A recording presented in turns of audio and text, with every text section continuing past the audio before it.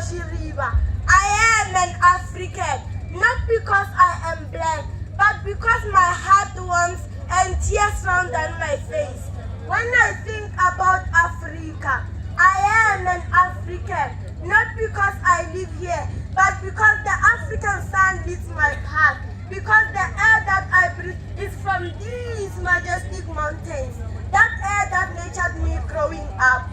I am an African, not because I can speak Swahili, Shona, Zulu, Xhosa or Sepedi, but because my heart is shaped like a question mark, just like Africa. I am an African, not because I am black, but my umbilical cord is buried under these majestic mountains of Africa.